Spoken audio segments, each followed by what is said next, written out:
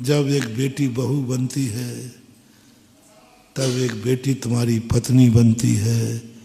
एक माँ बाप का देखो, उसकी मेहनत देखो, उसकी चिंता देखो, उसका टेंशन देखो, और तुम उसको यूं समझते हो।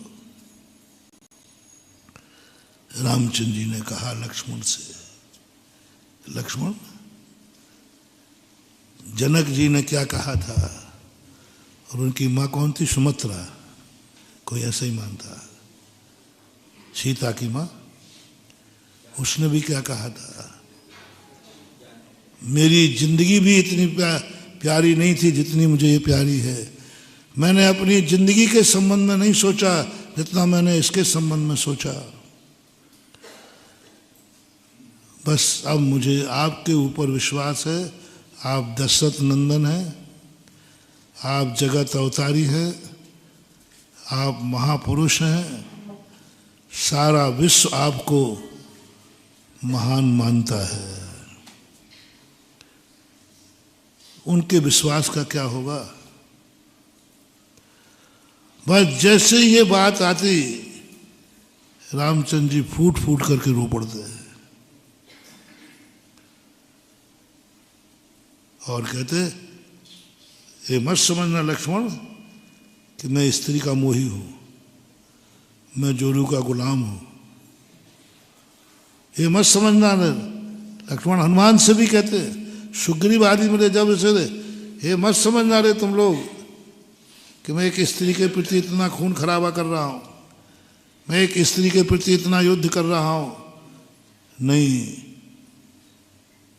एक अबला नारी के धर्म की रक्षा के लिए मेरी आंख में आंसू आ रहा है। कर्म कहता है, रामचंद्र जी बचा लिया आपने अपने आप को, अपने आप को तुमने बचा लिया कि अभी भी मैं अशांत नहीं हूं, अभी भी आपने अपने आप को बचा लिया। देखता हूं, चलो आगे बढ़ो। आगे बढ़ करके जैसे लक्ष्मण शक्ति लगी, अब बनाओ रामचंद्र जी बहाना। अब बताओ, जीना मरना तो लगा हुआ है। लक्ष्मण की जैसे ही लक्ष्य लगी, रामचंद्र जी ने क्या कहा, यदि प्रातःकाल तक लक्ष्मण जीवित नहीं हुआ तो मैं भी अपना जीवन बस कर मुस्कुरा है। रामचंद्र जी, शांति की कीमत एक लखन भैया।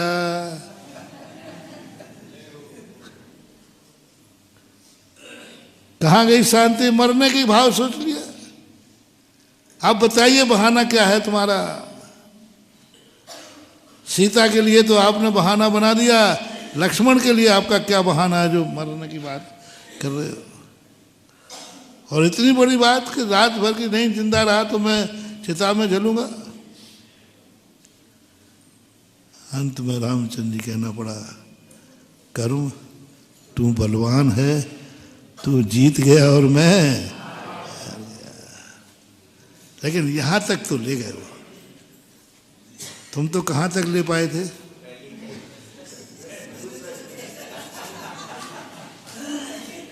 इतना था बुरुष था, और बुरुष में तुम्हारी शांति भंग हो गई।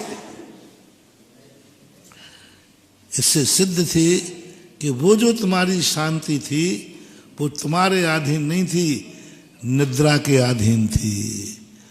वो निद्रा के कारण तुम्हें शांति हुई थी, तुम निद्रा के कारण फ्रेश हुए थे, तुम निद्रा के कारण से तुम फ्रेश उठे थे। वो निद्रा की मेहरबानी है, और निद्रा नहीं आती तो कुंद कुंद स्वामी कहते हैं, अपनी खुद की एक शांति करो, एक क्षण को करो, एक समय को कर लो जो स्वयं की, जहां कहीं परेशान नहीं हो। आप सुबह से शाम तक देखना, आपको सब वही अनुभूति होती है, पर की अनुभूति होती है, पर की अनुभूति हो रही है। कहा था ना, बोल मैं मनुष्य हूं, तो मनुष्य बनने की अनुभूति रही है। पुद्गल है तो कर्म है, मैं पिता हूं, मैं बेटा हूं, सब पराधीन है। और जब तक तुम्हारे अंदर स्वयं की शांति नहीं आएगी, इस संसार में तुम्हें रहना ही पड़ेगा। और संसार में रहना है तो सामंजस्य बैठाना पड़ेगा, व्यवस्थाएं करना पड़ेंगी। क्योंकि दुनिया में तुम किसी के बिना नहीं रह सकते, तो दुनिया भी तुम्हारे बिना नहीं रह सकती। या तो तुम वो हो जाओ कि हमें किसी की जरूरत नहीं है, ना मैं किसी के काम आऊंगा, ना कोई मेरे लिए जरूरत है। मैं अपने आप में, मैं हूं अपने में स्वयं पूर्ण, पर की मुझ में कुछ गंध नहीं। मैं अरश अरूपी अस्पर्शी, पर से मेरा संबंध नहीं। साधना है, मुझे कोई मतलब नहीं, मैं अपने आप में पूर्ण हूं। मुझे चाहे पुण्य आ जाए चाहे पाप आ जाए, कोई फर्क नहीं पड़ेगा। चाहे इष्ट का वियोग हो जाए चाहे अनिष्ट का, कोई फर्क नहीं पड़ेगा। शेरनी भी मेरे शरीर को लौच लौच खाएगी तो भी मेरी शांति भंग होने वाली नहीं है। इससे ज्यादा और क्या चाहता। इतना चाहता कि शेरनी खा रही है, इतना चाहता कि आग की सिगड़ी जल रही है। कहां से प्रकट होती है शांति, मुझे समझ में नहीं। आप लोग समझो, आग में जल रहा है और जलन का एहसास चेहरे पर,